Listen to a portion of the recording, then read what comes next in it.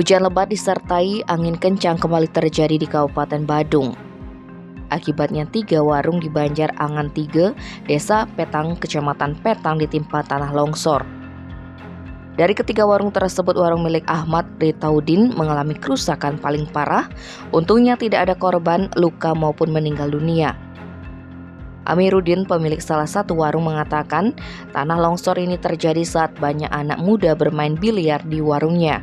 Tiba-tiba terdengar suara gemuruh dan bagian depan warung dihantam tanah longsor.